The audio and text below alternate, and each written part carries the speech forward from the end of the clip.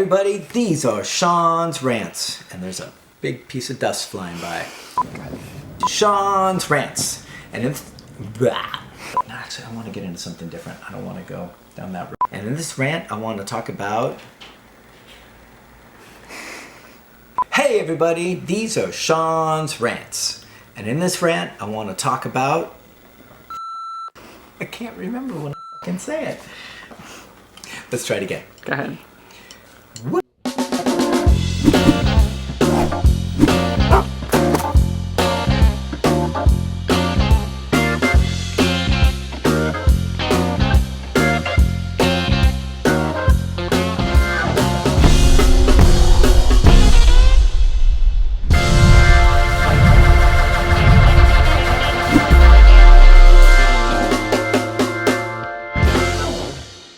We are rolling. Are we rolling? Mm-hmm. How are you? I'm great. How are you? I'm doing fantastic. Thank you very much. Thank you. Good to be back. It is good to be back. So today is kind of a special thing. There's a couple things that I'm pretty excited about. One is we have a new lavalier mic in the house, something that I've been saving up for a while. So Q&A just keeps getting better. Mm-hmm. Just keeps upping. So that's fantastic. Thanks. I'm feeling pretty special with this cool little gadget. Yep. Some stuff going on. We've got Miss Shelby here from New Orleans. She's upstairs. She's upstairs in the loft. We locked her away.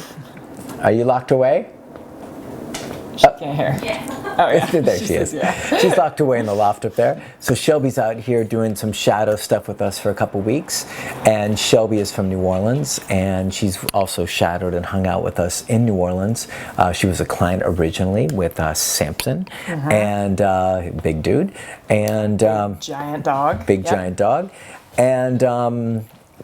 So we're working to incorporate Shelby into being one of our trainers down in New Orleans to build up the whole kind of New Orleans scene and foundation. Obviously, we can't always be there, so having somebody that can be there is super important. Yeah. Shelby's super awesome. Shelby's a badass. She's a already badass. Done some sessions down there. Yeah, she's already working with clients. Yep, she's like 21, like barely. She just turned 19. She just turned 19. She's just legal to work in the United States, so we decided to take her How on old to is she? Is she 23? She's 23. 23. No, she's our baby. She's getting there. So Shelby's out here. She's also helping us out with the book. Yes. Which is huge. Mm-hmm. I just had some folks on Periscope asking today, when's your book coming out? And we've been teasing people about the book like we had with the DVD for like months and months. Mm-hmm. So we obviously can't give a timeline because I'll be strangled if there was like what's today? March? So April we'll have a no, just kidding. So Shelby's working on helping putting the book together. Our goal is to have a book out by this year, guys. Yeah. Luckily, it's the beginning of the year.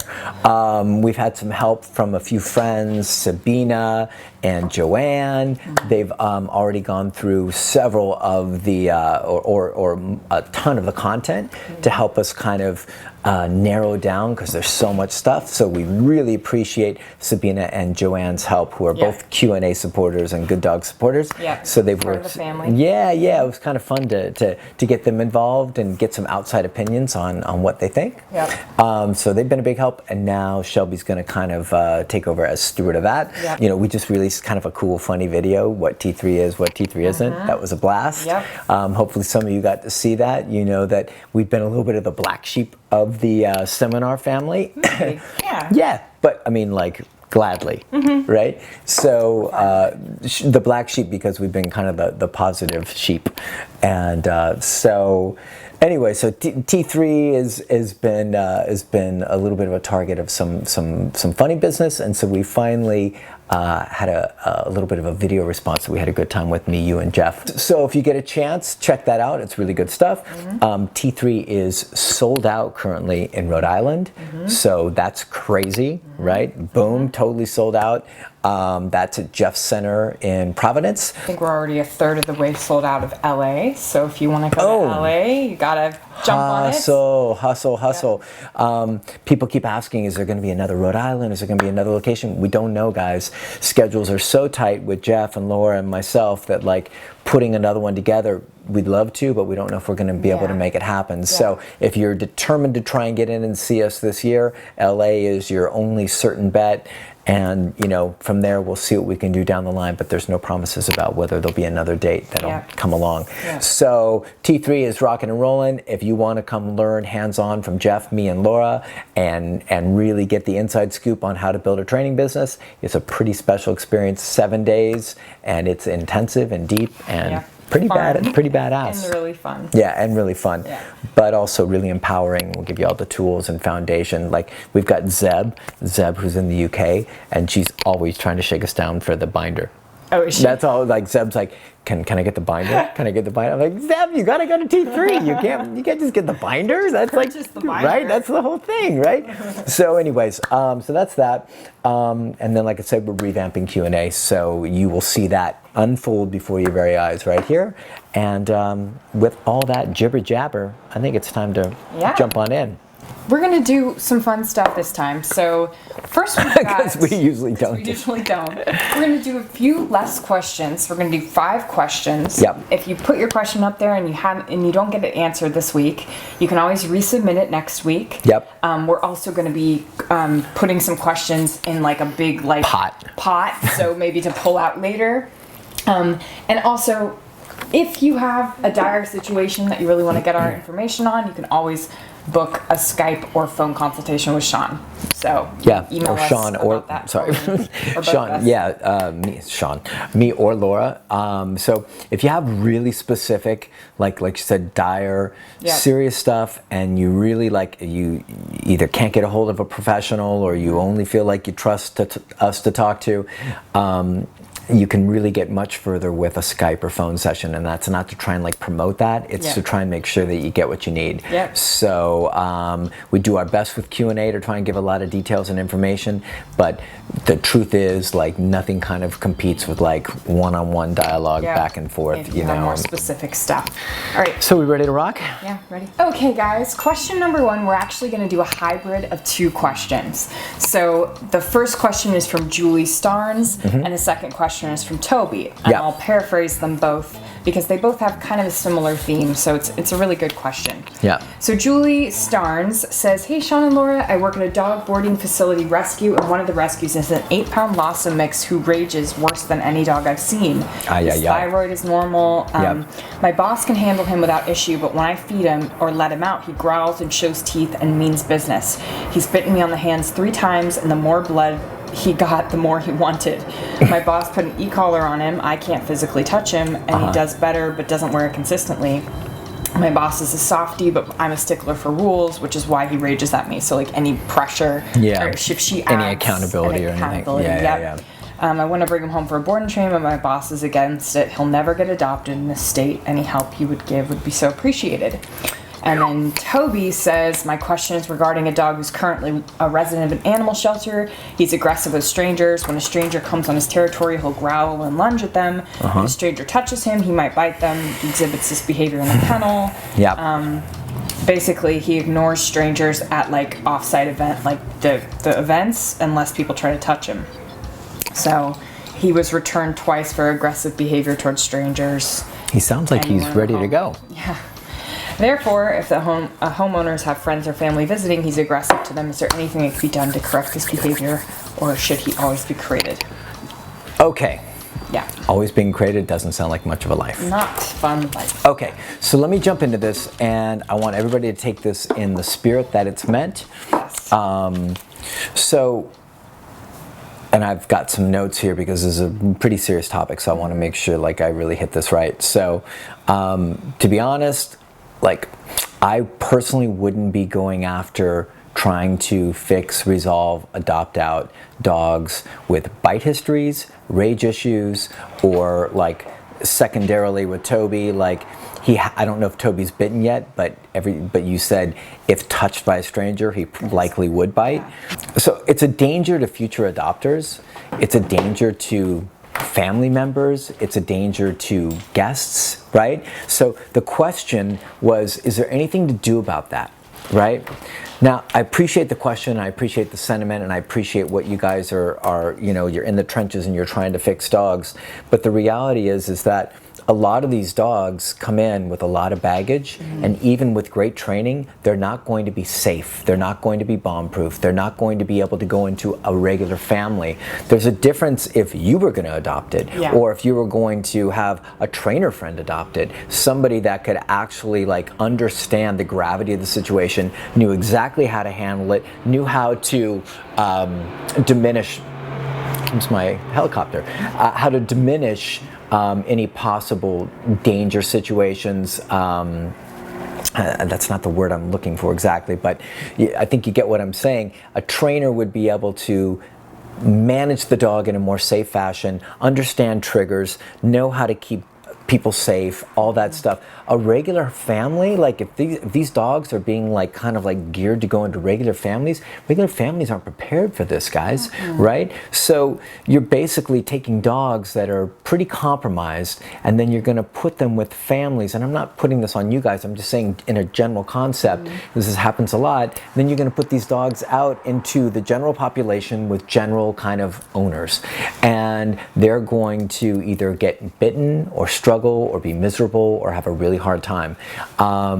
If you had a really mild situation and the dog jumped on people and growled because it was initially really nervous, and then once a little structure or on a walk and the dog like completely blossomed and like, you know what I mean? We're talking about like light cases. It's a different story. But you guys are talking about two dogs that sound like pretty serious dogs that would come here for board and trains, right? 2-3 week board and trains. They need to have stellar owners. Absolutely stellar owners who are so down to learn everything, have the dogs on e-collars and work their butts off to try and get these dogs into a good space. Even then there would be no guarantees that things would be right. Even then we would have no idea how much management would be involved, right? So, and then it brings up the concept or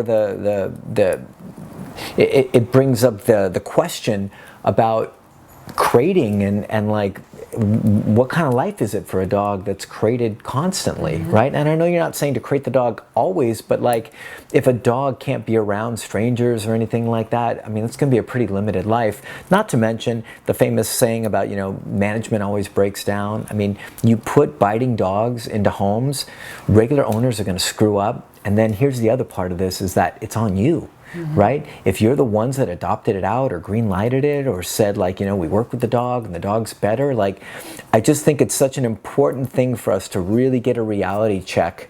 And we're going to talk about this later in the show, but I think it's important that we get a really serious reality check about what kind of dogs we're putting out into the world when there's a lot of very healthy, safe dogs that can be put out in the world, and what kind of resources are we devoting to dogs that what time and energy are we spending on the right money, time, effort, space, and then also danger possibilities, right? Yeah. Risk possibilities. So and like, I really, with these situations, I'm like, how are you going to get an owner?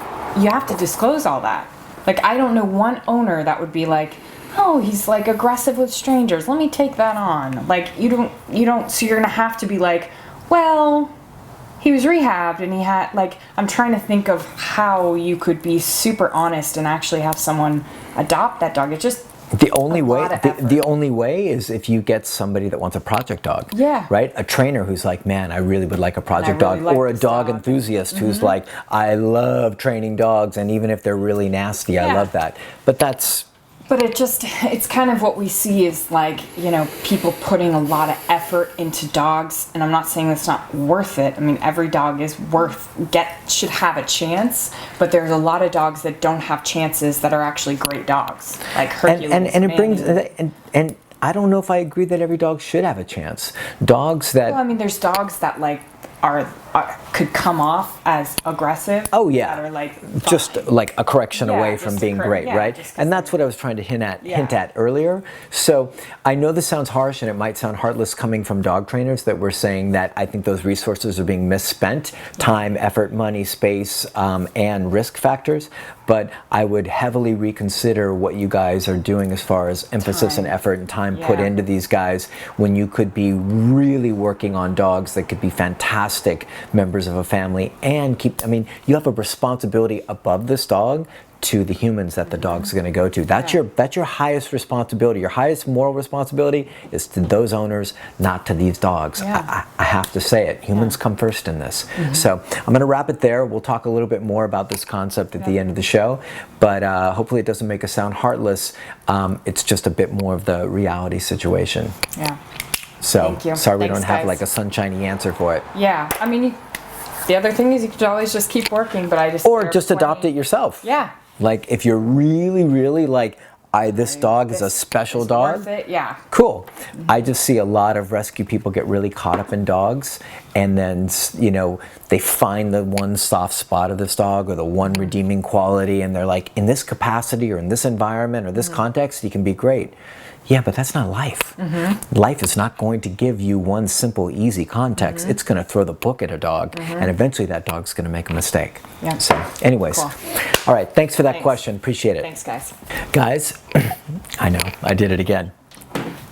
I'm the, what is it? Not the forgetful professor. Isn't there a forgetful, like... What did you call me? The absent-minded professor? Absent-minded professor. Yes, that's me. Hey everybody, it's Sean from The Good Dog, also known as the Absent-Minded Professor, and with his also absent-minded associate over here who didn't remind me, so we're both guilty, also known as the lovely Laura Morgan.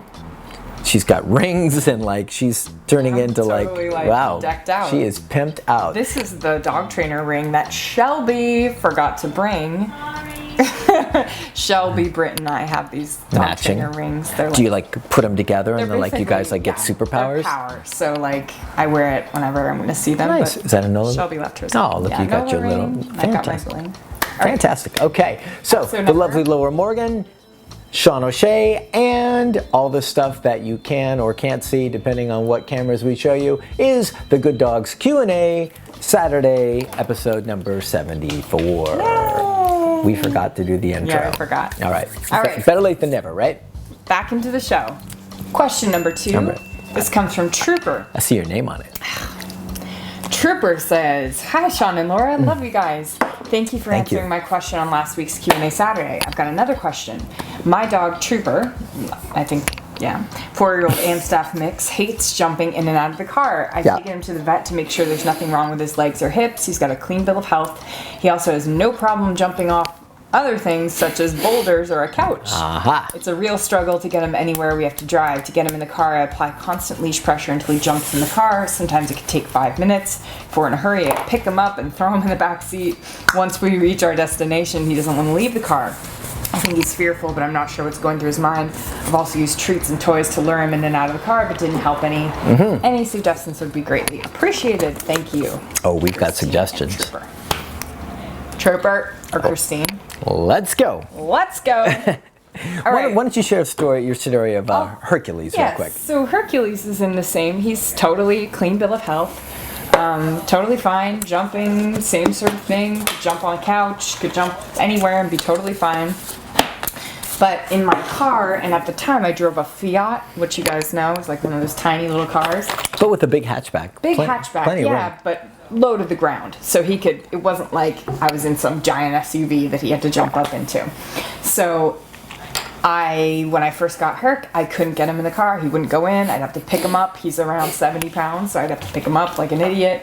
And I was just like, I can't get him in. It doesn't matter. He'd look at it and he'd be like, oh, I don't want to do it.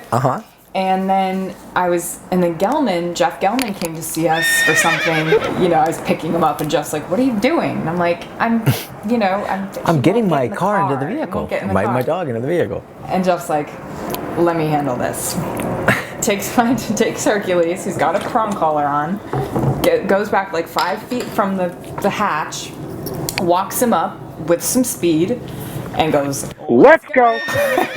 and just gives some pressure on the prong. Some pretty upward. firm pressure. Some firm pressure on the prong upward. I would call it non-negotiable pressure. Yeah, it's kind of like you're going in here no matter what. Right. And guess who jumped in the car with no problem? Guess who from then on, even when I got a bigger SUV. Let's go, you leads. That's exactly right. Yeah. He'll jump on anything. He's totally fine. So, He's just getting over the hump. So, but you didn't. Jeff just didn't do it once. No, we did it a couple times. Explain that. So then he brought him back out. Then let's go again with non-negotiable pressure on the prong.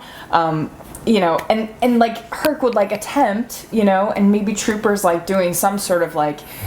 The whole point is just that you want to give pressure and then guidance. Where it's like, it's non-negotiable. We got to do this. And then when he doesn't want to get out of the car, guess what? Let's go. We're coming out of the car. And it doesn't mean that you're like forcing him, but you just want to get him. There's nothing scary in the car and there's nothing scary outside of the car. So you get him over the hump by just moving him through it. And do it over and over. So that's really the trick, guys.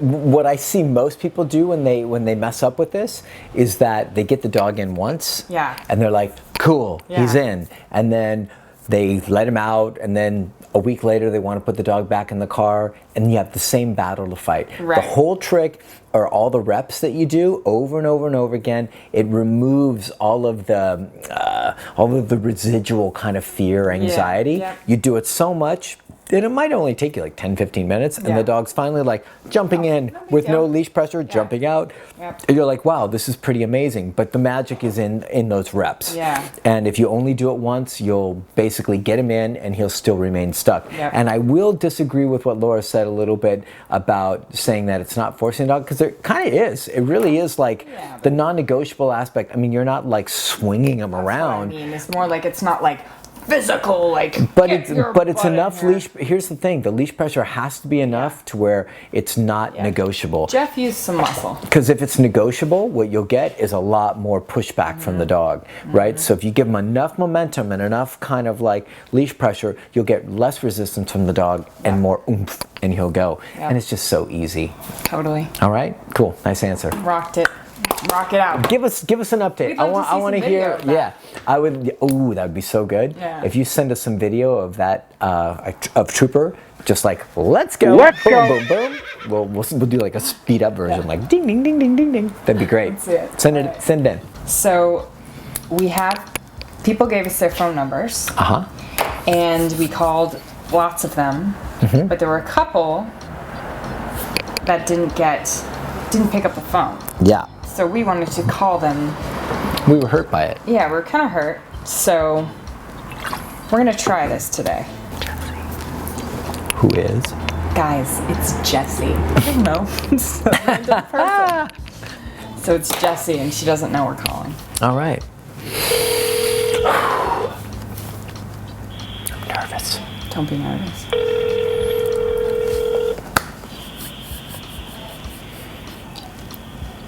She on the East Coast? I don't know.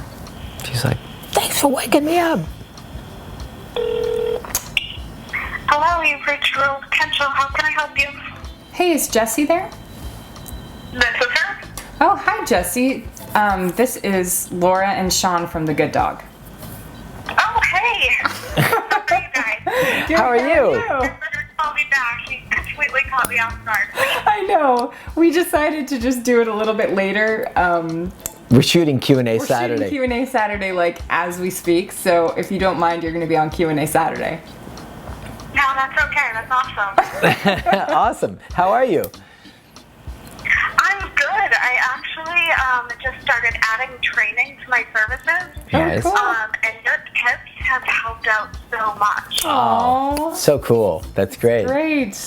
Yeah, I used to do just like basic obedience, and then just started adding e-collars. And I had my first client for e-collars for off-leash healing. Oh. He's doing amazing. So. Wow. Oh, good for you. That's so cool. And we also you. wanted to obviously thank you for buying the DVD. Yeah, no problem. Keep putting out great stuff. Oh, You guys do an amazing job. Oh, thank you we so appreciate much. it. Yeah. So are you at work right now? What's cooking? I'm actually making all organic cauliflower pizza. Oh, that's good. Is it the cauliflower crust? Yep. Oh, yeah. That's some low carb action. Why don't you bag up and send us a slice of that? Can you, how far away are you? Can you overnight that? Probably not. Probably not? Okay. All right. All right. Well, we just wanted to say hi Yeah. and thank you, and we appreciate you. Yeah, and stay in touch, and we'd love to hear all your updates, anything else that comes up. Yeah. Any good... Awesome. Thanks for the call, guys. Yeah, and any good stuff, like any kind of fun stuff with the e-collar training, or any good videos where you're like, oh man, this is great stuff, Yeah. please send it out to us, Yep. and we'd love to share it. Yeah. Awesome. Okay. All right?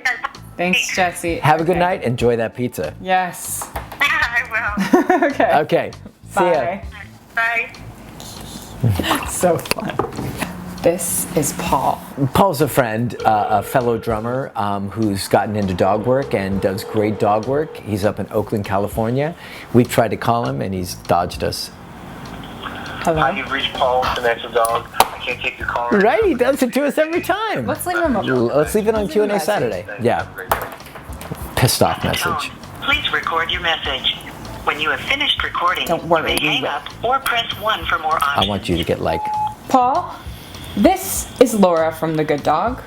I just wanted to say we've called you 3 times, and now you're live on the air On Q&A Q&A Saturday. That's Sean in the background. Who's And highly disappointed. We're all highly disappointed. All the viewers are as well, because you keep dodging our call.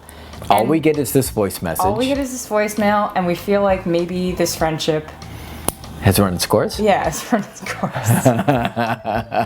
Question number 3 comes from Carol Angelo. Carol says, I have an 8-week-old Chihuahua puppy. I don't believe in coddling my Chihuahua, and I have been correcting, jumping, puppy nipping, and threatening my husband with flogging if he removes the My fussing favorite puppy line of this whole week. if he removes the fussing puppy from her crate. Housebreaking is going well. Introductions to vacuum, hairdryer, dropped items, and other pets, etc. going well. She did bark at the computer printer for whatever reason, which was a surprise to hear that noise come from all 2 pounds of her. Socialization to people in the outside world will begin after her next set of shots takes hold. I start a basic sit with food and go to the crate. What other things would you suggest? Are we on the right track? My goodness. Carol, you are super on the right track. Yes. Carol, I'm blown away by how much good work you're doing. Yeah. Mainly the attitude, right? Like, Yeah, just all the like- techniques and all the strategies, those are all awesome and everything. Yeah. But just the attitude of like, I'm gonna flog my husband if he undermines like creating this great foundation for these Yeah. dogs. I'm not gonna coddle. I'm not gonna allow bad behaviors. Like, I mean, even if you didn't do anything else, you're already like ahead of the game so Way far ahead, way that ahead. like I'm super impressed. Yeah. That said, you asked if there's anything else that I'd add to it. So I'll do a little bit of that. You can pick and choose what you think. Yep. So I don't. You said you've got like I think sit and a couple other little things going on. Yeah. So what I would do is I'd continue to create obedience commands. Like, and when I say obedience, we're not talking about like high accountability with puppies, but with food luring. Just basics, a little, yeah. Yeah. Right. Mm-hmm. Go ahead. You Oh jump no, in. I'm sorry. It's just Jumping in on my question. So use food luring for, you've got the sit going on. Let's use some food luring for down, and let's use some food luring for place command. And so we can get those all nice and solid as the pup is just a pup. Let's see what else I've got here for you. I'd love to have you have the dog drag around a really light leash, just so the dog gets used to and accustomed to. You just put on the flat buckle collar, and while you're supervising, make sure the dog gets used to the leash being around its neck, a little bit of that, like tension, a little bit of that feeling. That's always helpful. So it's not like the first time you put a leash on, the dog's like, what's going on? So that's a good thing to do. You said you've got the little Chihuahua sitting for food. So make sure that's like a really rock solid, like waiting for food. You've seen the way we do it. We don't ask for a sit. We just do a default. We don't, we lift, raise, and set it down, raise, and set it down. But you can sit just make sure you're definitely getting like high compliance with the food stuff and no pushing, like, so, and it sounds like you'd probably flog everybody else if that was allowed. So I don't think any monkey business is going down with that. So that's great stuff. Let's see, and then any moments of pushy, kind of overly excited behavior would be moments, I know you're already going after nipping and stuff like that, but like you said that you're working on crate work. So here's one of the crate things that I think gets overlooked oftentimes, which is like, if the dog will go in, cool, no matter how fast it goes in. And what I'd like you to do is I'd like you to work with the pup on crate door opens, and don't give the dog like a sit, 9. Don't give the dog a sit or any command. It's just default. Don't go into the crate until I give you permission, which is whatever, kennel up, crate, whatever word you use, right? And you can use your foot to block, you can use whatever, leash on, whatever you want to do, but I don't want that dog just jamming into the crate. It's another moment of creating impulse control and deferential behavior and permission-based relationship stuff. Now, once you get that, dog's in the crate. When you go to let the dog out, same rules apply. Excuse me, you open that crate door. Do not let that pup come charging out of the crate. Once again, we prefer not to give commands like sit or wait. We really want the dog doing the work without any spoon feeding, which means like we open the crate door, create a big invitation for the dog to make a decision. By invitation, I mean remove spatial pressure, step back, dog gets to make a choice, dog comes barreling out or comes creeping out, shut the crate door, let the dog know, no, you only come out when I give you permission to come out. All of those things are good state of mind and good relationship builders. So you're like 99% there. Those are just a couple extra little tips. Get that place, get that down, get the little leashy poo on, and then make sure that the crate is like in and out, looking like aces, and I think you'll have like the best chihuahua in the world. Yeah, like a little, put a little cape on it. Yeah. Right? And then record it, because like no one's ever seen a well-behaved chihuahua. Yeah, so like a tiny little one. Let's document it. Yeah. All right? Yeah. Hope that helps. Thanks. Paul texted me. Oh, he did? Yeah, so we need to call Paul back. Do you want to call him right now? Let's call him real quick. What did he say? I'm so sorry. He said I was on the other line. Yay! Paul! Hey! Hey! Woo! How are you, man? Hey, it's fantastic to finally speak with you. Yeah, you too. Likewise, because we've been trying. I deeply apologize for missing all your calls and thank you for continuing to attend. You're welcome. Well, it means you've probably been busy and doing things more important than chatting with us. Chatting with randoms. Well, I have been busy, but I don't know about that. You just got back from NOLA, so it looked like you had a fantastic time. Yep. Oh man, it was amazing. It made me want to live there. It's a pretty special place, right? Yep. Yeah, so special. I'm glad you had a great time, man. And business is going great for you up there? Yeah, business is going good. Both dogs and drums. I did a day of dog walking, had a training session last night, checked in some borders tonight, and I'm on my way to a gig right now. Look at you, man, living the dream. Living the dream. That's a cool, it's a nice balance, man. Yeah. It really is. That's awesome. Super proud of you. It's busy and fun. Well, thanks. I definitely could not have done most of the dog success without all of your guys' internet help. Oh, thank you, sweet. man. Thank you so much. It's been immense help both for my business and first when I was doing it in my business. My own dog just benefited greatly from all of your early tutorial videos. And all that. Awesome. That's great, man. That's great. Yeah. I'm just happy. Yeah, I'm just happy it was helpful and you're getting to do what you want to do. And I love that you've kind of found, I think both of us kind of have like worked to find a balance between like some different worlds. Yeah. And being able to do both music and do the dog stuff and not have to be out on the road all the time and be able to stay home, you know. And it's a nice little thing you've carved out for yourself. So it's pretty damn cool. Well, thanks, man. Thanks very much. Yeah, and you've. I've said it before, man, but I feel blessed to have known you as a drummer. So I could have found you. I found you as a dog guru pretty early in my path. So yeah, man, I'm blessed to come across you. Even though I've never met you, Laura. I know, we'll meet though. We'll meet.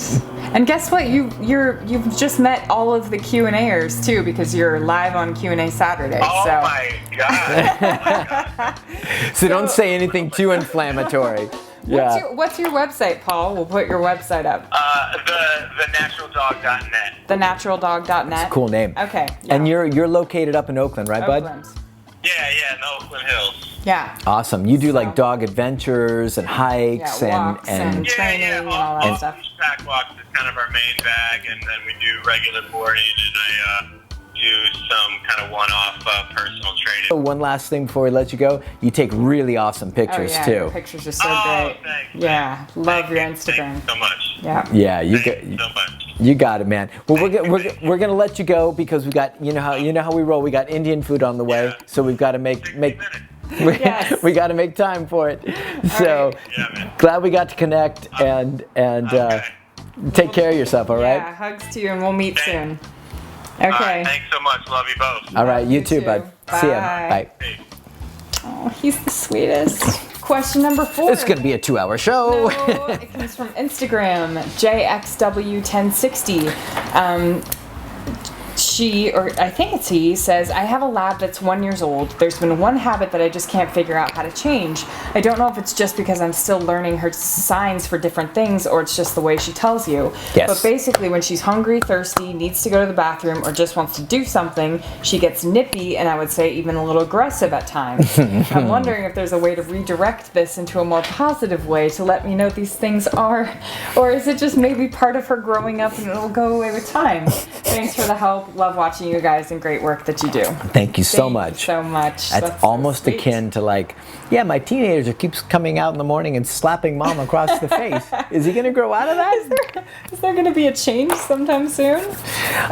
So this is you. Oh, okay. So this is Laura. I wrote you up some notes in case you need to, because you rarely need to, because as everybody stated in the notes that you're like the provider of the great information. No. And the iron fist. No. And the velvet glove. No, I don't like any of that. Yeah. Okay, listen up. Uh-oh. JXW. Okay. It's cool, like, it's such a great question. The reason we picked it out of, like, we had so many good questions this week, guys, by the way. Yeah. But this question is great because it's something that I think a lot of owners deal with, is like, he's 1 year old. Is uncertainty about what's appropriate. Like, is he just being a dog? Is he just being silly? Is he just like, oh, I'm going to nip at you, and this is kind of just what I do, and then soon I'm going to grow out of it? Unfortunately, who we usually see come through the door are you in a year.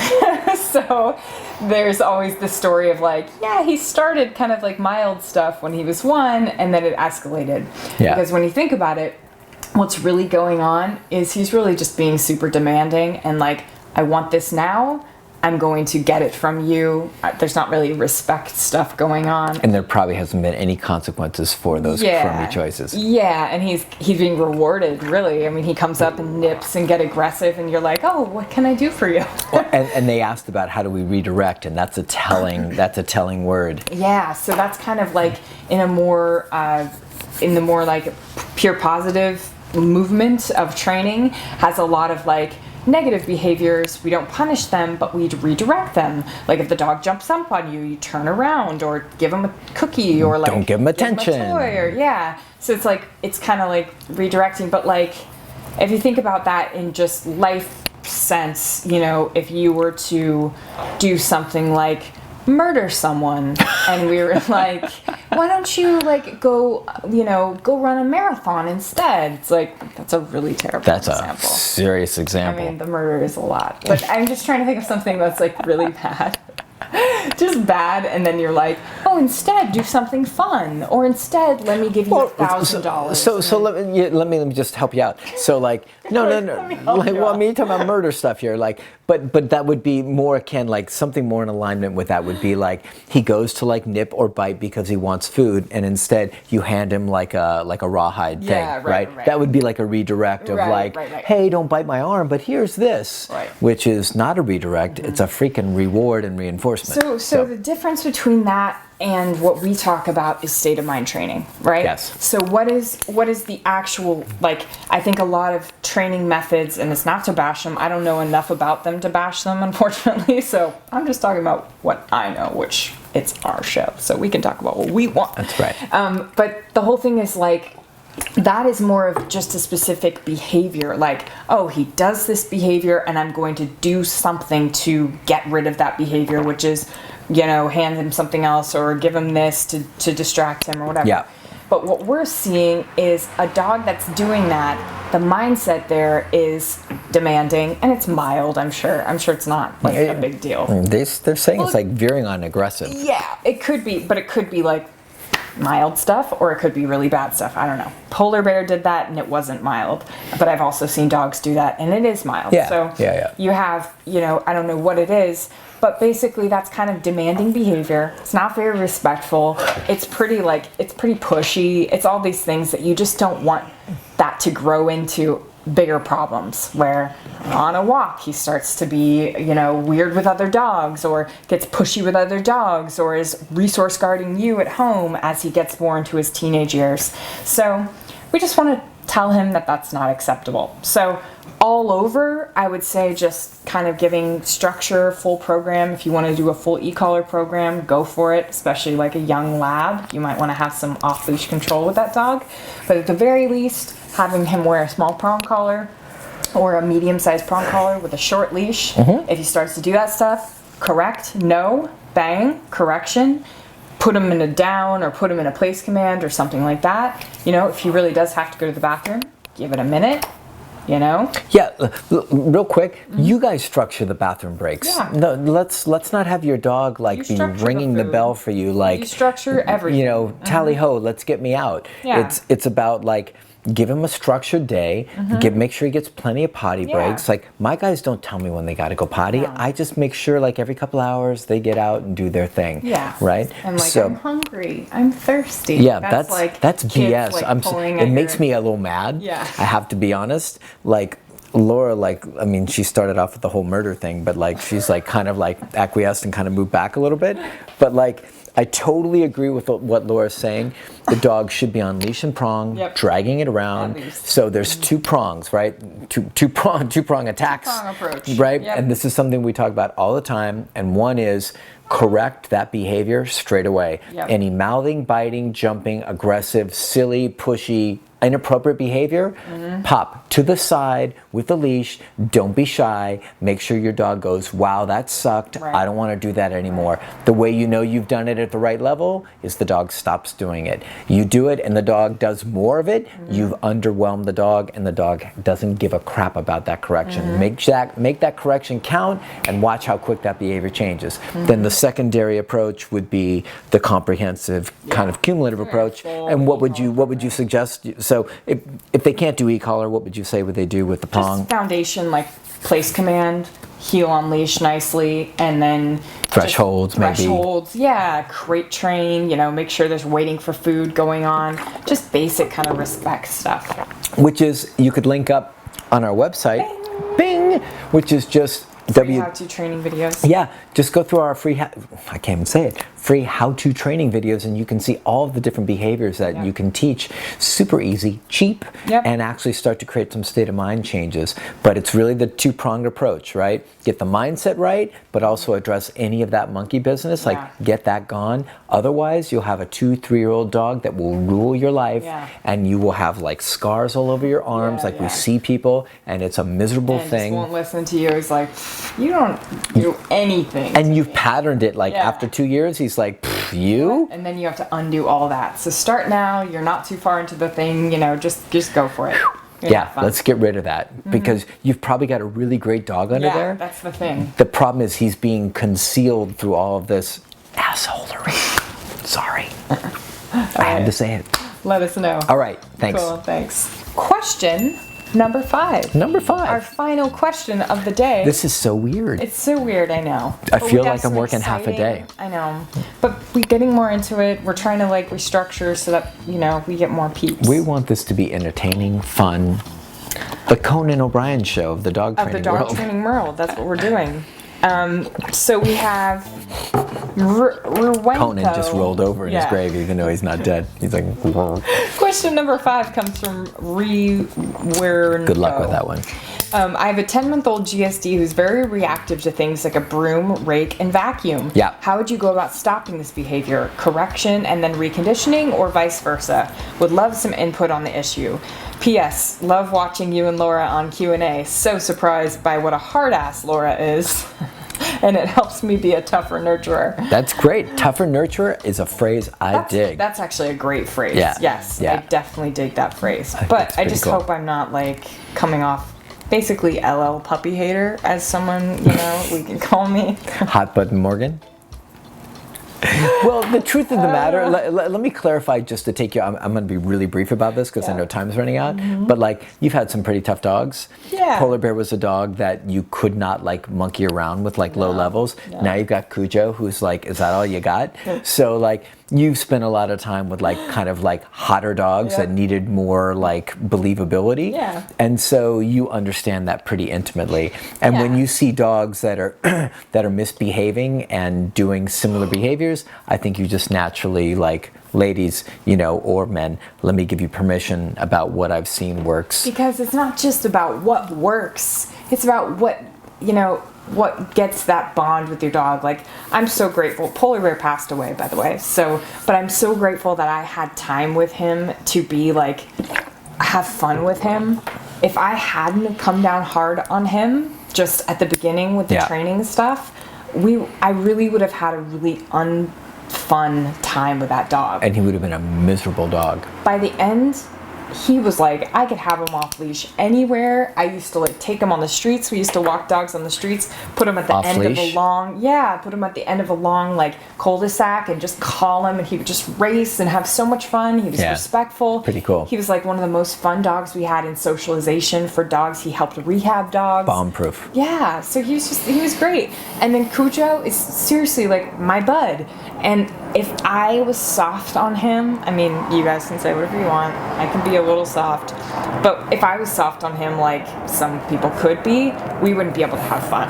I think you do a good job of really, like this question came up, somebody on Sean O'Shea page, Dory was asking like, I'm freaked out, like all the structure and rules, what do you do? Like, I didn't get a dog just to have it like sit around and do all this like, so what I think Laura makes a great point of is that she enjoys the heck out of this guy and out of Hercules, but here's the magic thing, and this is what like we really I try to get across in the message. I know Griffin Wrights also tried to kind of get across is that it's like, it's the balance of like you can have the fun, you can have the affection, you can have all that stuff, but when the dog misbehaves or needs a conversation that's valuable, you have to step up to the plate, not feel guilty, not feel bad, and give them a conversation that's valuable enough for them to make better choices moving forward. If you don't serve your dog. Like if you saw my life with Cujo and Hercules, you guys would be like, these dogs have the best life ever.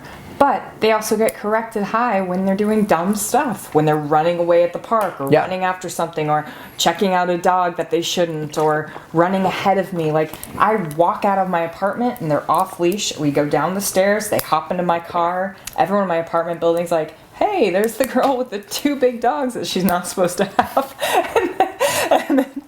And then we like go to the park and we're totally free and we have the best why time. do you get to go to the park and why do you get to have your 2 big dogs off leash? Because I come down hard on them when necessary. They need it. When necessary. Yes. So, but if I didn't come down hard on them, I would have to have them totally locked down. I couldn't have them off leash at the They'd park. be on long lines or something like that, right? So, real quick, before Cece comes in and blows the roof off this joint, is that what we've seen over and over again with Q&A comments is people so happy, so grateful that Laura or myself have given them permission to use higher level corrections, to tell their dog in a profoundly valuable way, this is okay, this is not okay. What we've seen over and over again are people transforming their dogs because of the transparency of what we're trying to share here, right? So she might get hassled a little bit for saying like go higher, but what you're getting is you're getting reality, you're getting truth. And a lot of dog training places or shows or people talking about stuff,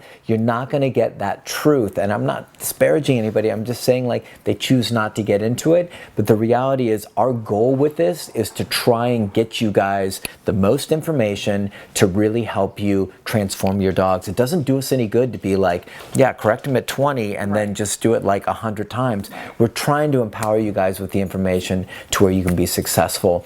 And sometimes, it's Cece, sometimes it's higher level corrections that make that happen. Okay, we'll jump into your question in a second then. Good, good, have a seat. Yes, please. Yes. Say hi to everybody. Hello, everybody. Tell us something to this camera. Tell us something that you want to tell the world today. Something I want to tell the world today. I would like the world laughing, happy, smiling with CC. Yes, we have to change the world. Not look each other like an enemy. Look each other like a friendly and smiling each other. Smiling each other make the world happy. Please do that. Yes, Laura, help me to make the world happy, happy, happy. I think you're doing a great job. I love you. I have to say goodbye, but see you later. I don't need to say goodbye, just see you later. I love you. Okay. Thank you, Cece. Thank you so much. We love together. Yes. I make the world love together. Yeah. That's the only thing. Live and die. Yes. Before die, live and die. Yes. Just make the world next generation. Yes. Happy. Happy. Life. Live and die. Is CC getting more worked up as I think he's getting like... He's getting crazy. I think he's finding his mojo. I think he's like... He came in like initially and he was like, yeah, like 11. I think now he's like, I own this joint. Yeah.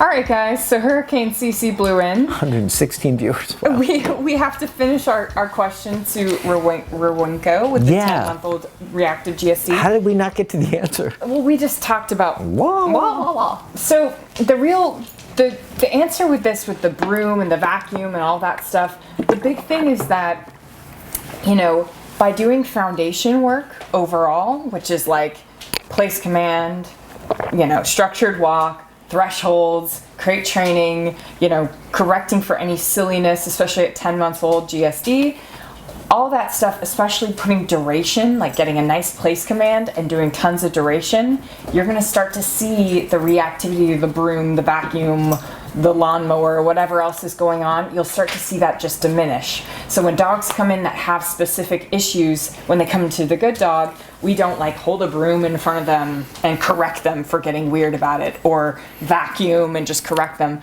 We just do our whole program and get their mind more calm and more tuned in and more focused, and then they just don't really care about those other things. And if there is any residual care, then we just bring the stuff around them, right? No matter what, what I'd recommend is you've got a bomb-proof place command, right? That's basically how we do anything where we need to desensitize, right? So like Laura said, you know, heel, sit down, place, thresholds, crate, waiting for food, blah, blah, blah, all the regular comprehensive stuff, get the mind right. But if we have any residual stuff still left over, then we've got a bomb-proof place command, and then what we do is selectively start bringing the things around that might make the dog a little iffy. Typically, they don't care anymore. But if they do, bring the rake, bring the brush, bring the broom, bring the vacuum, and see how the dog, you know, deals with it. Start at a distance. and slowly bring it closer and closer and closer until the dog can tolerate it. Now, conversely, outside, if you've got stuff where like maybe you don't want Junior, he just hit the camera. Did you see that? Yeah, it's not on anymore. Okay. I ran out of battery. Junior, he's our secondary cameraman, assistant director. So if you're outside, then you can just do a down command, but make sure you've got a bomb-proof down command, and then once again, bring the stuff around, like keep it really simple, guys, right? The reason we use place and down is because it locks the dog, it uses obedience to keep them in a certain position, and then you can bring this stuff around them. Otherwise, they're just gonna like move away, run away, do whatever's easiest to avoid any initial like, ooh, I'm uncomfortable with that. Place command, down command overrides that, gives you a gateway opportunity in to start desensitizing the dog, and the dog will start to prioritize, like, I'll just sit in place. I don't like that vacuum, but I'm gonna hang here. Next thing you know, the next day is like, there's that vacuum. I don't really care so much anymore. Cool. And it just gets better and better and better. Yeah. So that was that. So we think what we're gonna do is maybe every couple weeks give a DVD away to a rescue. A really worthy rescue. A worthy rescue that has like, is down for balance training. Everyone there is down for balance training, so it's not wasted. Yeah. So if you know of, or you are part of a rescue, obviously a nonprofit, 501c3 rescue, then send me an email, thegooddogway@gmail.com, not the other one, thegooddogway@gmail.com. Yeah, don't mess around with that. The other one might not get to me. So thegooddogway@gmail.com. Send me an email, tell me the rescue's name, tell me how you're involved in it, and tell me how you might benefit from it and if everyone would be on board, and we'll throw you into the running. This has started out, Julie King sent me an email months ago asking about the DVD. We kind of went back and forth, and she entered the contest and she didn't win. She said, please keep me posted, very interested. We have several problem dogs right now. So Julie with Mountain Roddy Rescue, she put it here, so I'll just throw it in there. Yep. We want to send you a DVD. The Foundation Prong Color DVD, which I think will really help you guys out. Really excited to do that. So Julie, send us back your address as soon as you see this. Yes, we can get it out to you. And yeah, so anyone else out there with rescues, please send us. We want to start like really giving back to all you guys. So yeah, and send us a little story about what your rescue does. A story. There has to be a story, or you won't be entered. Yeah, so and mainly and that's not to put you through hoops. It's to find out, like, is it a good fit? Yeah. Are the tools going to be good for you guys? Yeah. I mean, once again, the concept behind this was, you know, to build towards the e-collar DVD, but primarily like to give people a really awesome foundation in shelter, rescue, regular dog owners, things like that. So you could turn out a dog that would like typically struggle with like jumping, pulling on leash, all these things that keep dogs from getting adopted out.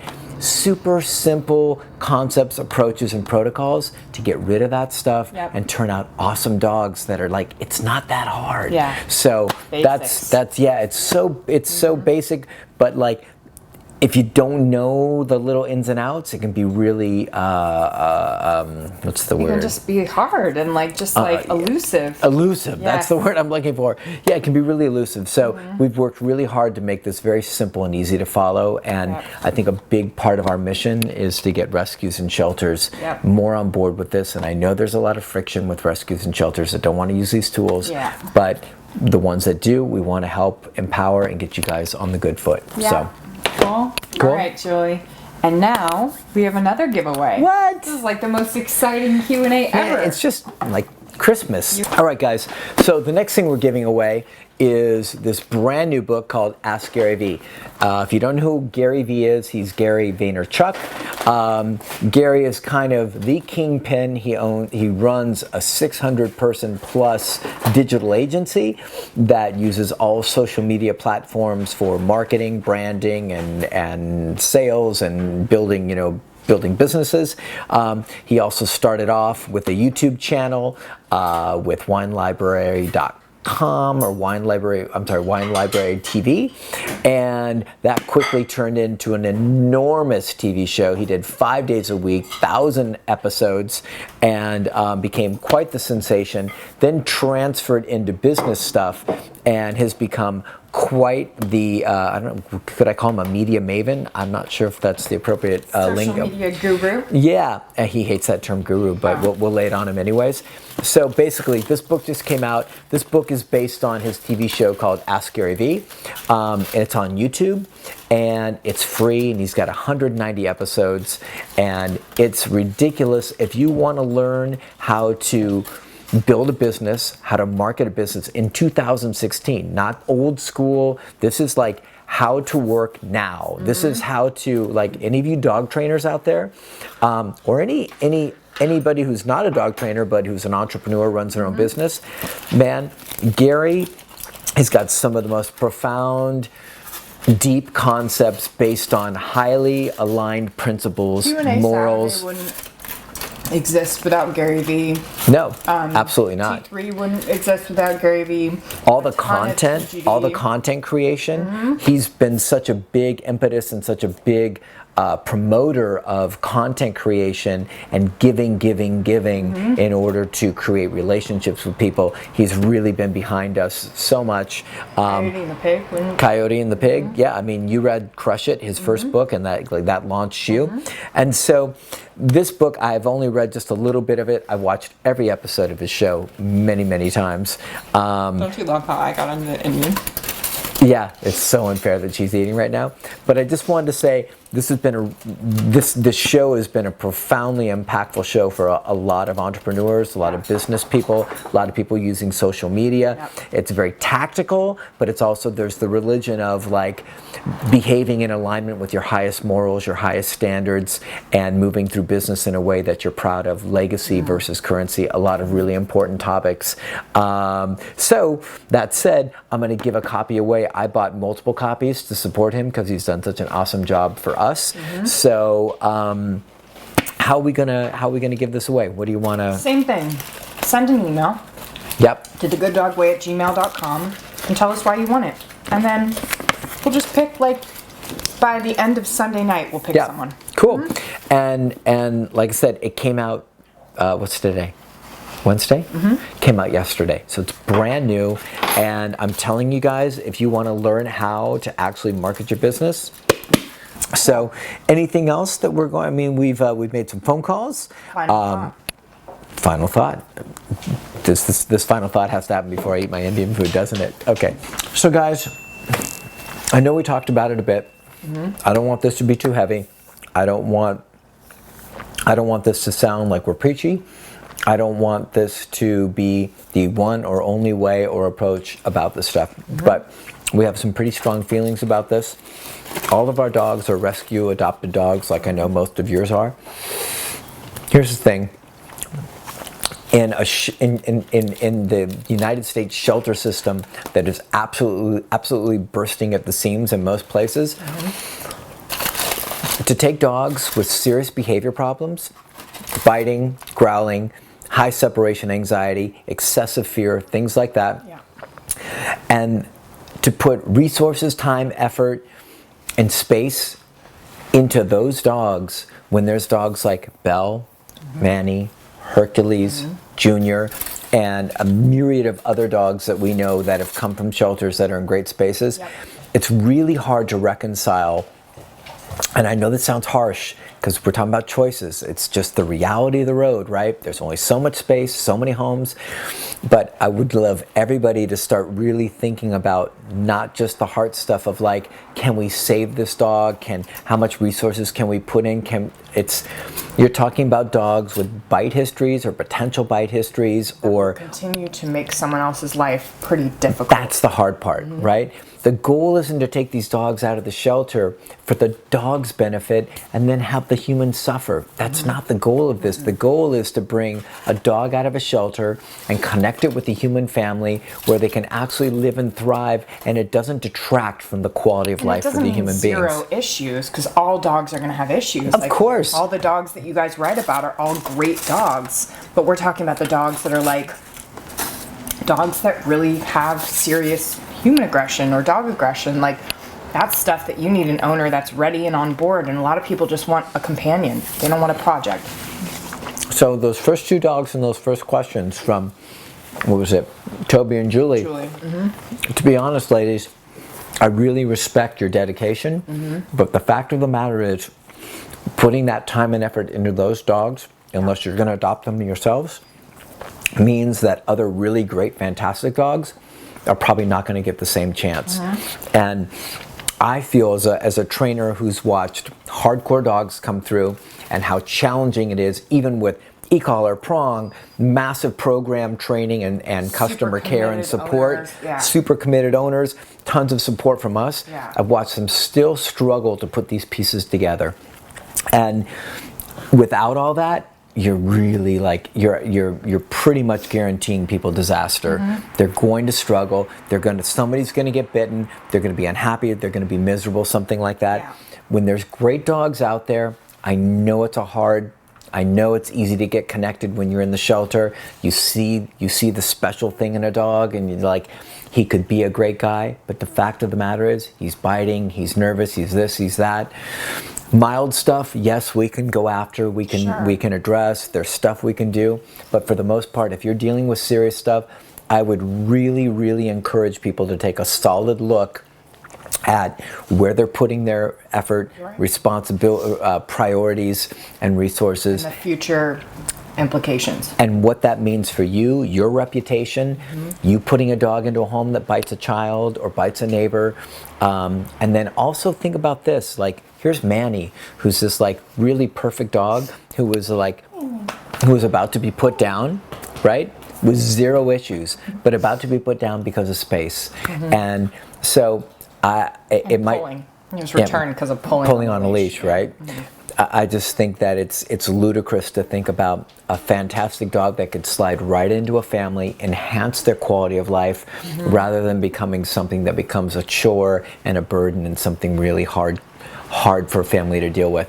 Unless, once again, it goes to a trainer or it goes to a family or an owner who's like, I want a project dog and I'm down and dedicated. That's our closing thought. Kind of a downer. It's a downer, but like, also an upper. If it saves one family from having a dog that comes in and bites a kid on the face or a neighbor or something like that, I'm down with the downer. So we love you guys. We love you. We're out. We got bigger fish to fry here with the Indian food. Cece just blew in and blew out. Blew in and blew out. All the dogs are like a quiver. So anyways, nice work, lady. Thanks, guys. Thanks for tuning in. We love you as always. And we also wanted to let you know that questions don't always have to be dog training questions. Oh, yeah. Thank you, Laura. Business questions, they can be personal development questions, they could be personal questions if you wanted. Whatever you want, we're kind of open. So if you don't have dog questions and you're watching this, you can always just ask us something else. It's kind of fun. Any questions, we'd love to hear something even more diverse than just dog stuff, because I think we could help you guys out with some good stuff if you need it. All right? Thanks, guys. Dinner time. Yay. See you guys. Bye.